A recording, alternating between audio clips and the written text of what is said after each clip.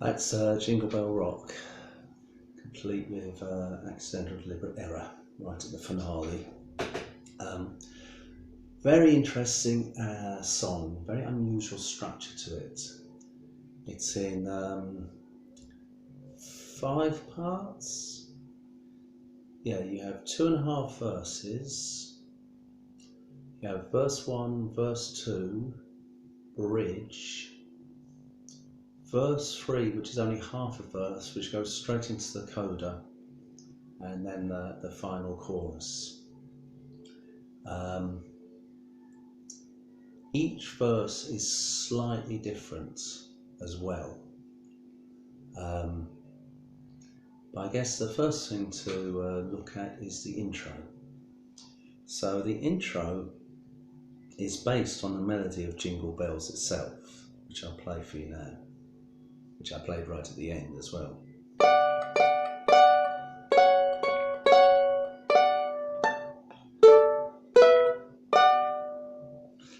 I don't know if you can see this. I'm on the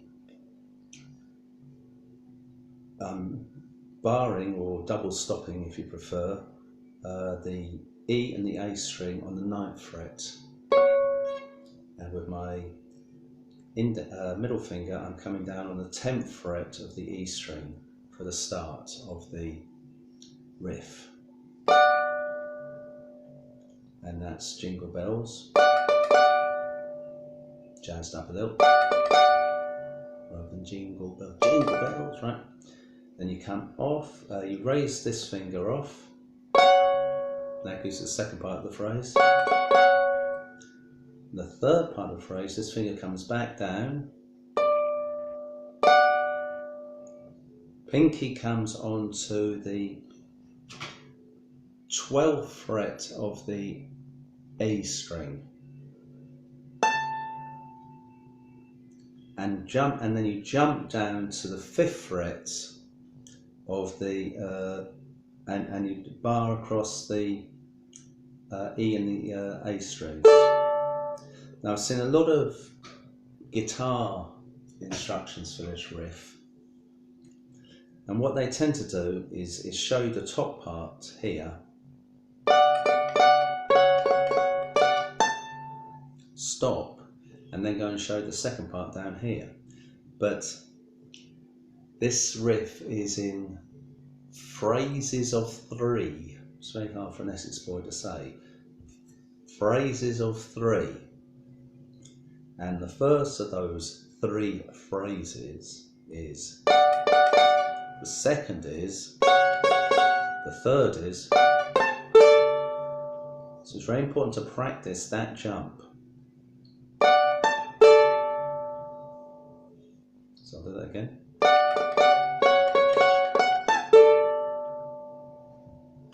You've got to be very quick to get down there and quite precise. Then, with your ring finger, double stop the E and the A strings on the 7th fret. You see that? 7th fret. Which is again part of the phrase. This would be jingle bell, let's see. Jingle bells, jingle all the, that's all the. But you don't go back to way, instead you suggest it by then, what's the word I'm looking for? Bending the strings. Got this plugged in. This uke was made for me by Neil Kavanagh of Kingstown Ukes in Dunleary, Dublin, Ireland. It's a fantastic luthier, and if you want one, go and get in touch with him. Find Kingstown Ukes on Facebook, amongst other fine social media outlets. It's semi-hollow. Yeah, it's a hollow body, but there's no sound hole in it. It's actually literally a 1/3 size Telecaster. I've got it plugged into my little, you can see that now, orange amplifier.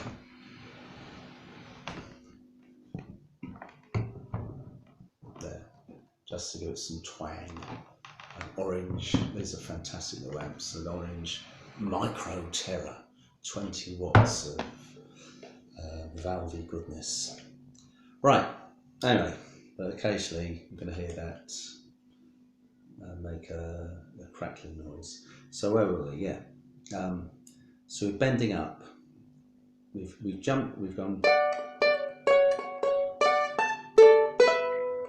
Then bend up for the all, and then we've launched ourselves into our rock and roll riff.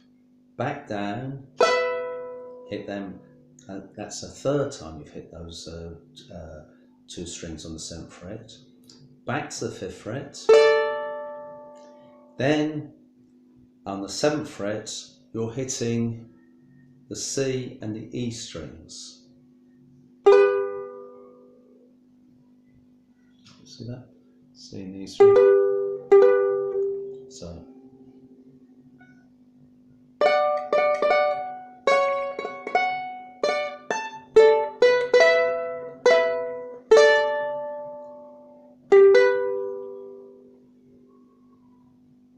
Right. Trying to get my other things out of the way so you can see this.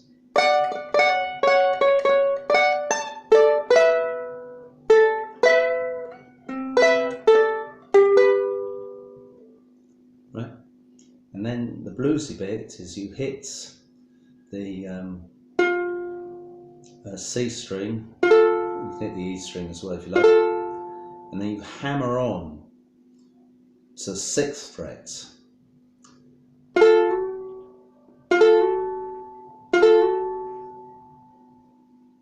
And then you complete the riff by playing the G string at the 7th fret. And you'll notice, you might be able to see that, that's a D chord. So A, B, C, D. And that's where the song will be starting off with this D shape. Well, this arrangement mostly.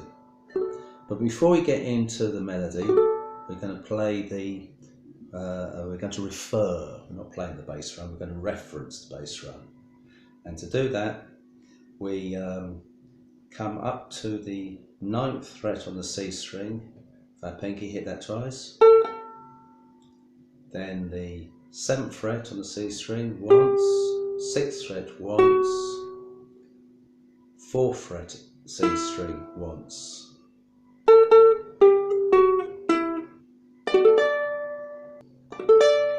So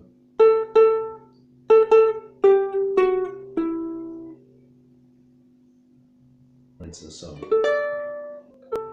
9, 7, 6, 4,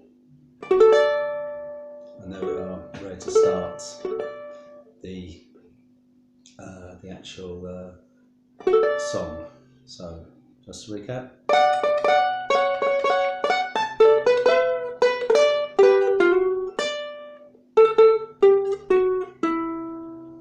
Yeah. So going back to this D shape, and we have the first part of the melody. This melody is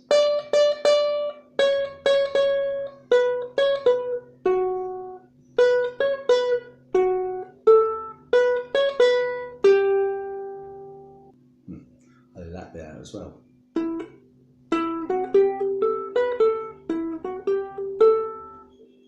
So we're playing that, we're going down to this F sharp minor or D major 7th, it doesn't really matter at this point which, because a D major 7th is essentially an F sharp minor with a D in the bass. So let's see if I look at my F sharp minor. The D major 7th, same chord. Right, so anyway, there we go. So I'm using a sharp minor here for the next part. then down to this D6 or B minor 7th. I'm calling it D6 because the D is the lowest note in the chord, but the two chords are identical. All minor 7s can find themselves in a major 6 equivalent. Hello, Mops. Yes, I was just in the middle of recording something, but never mind.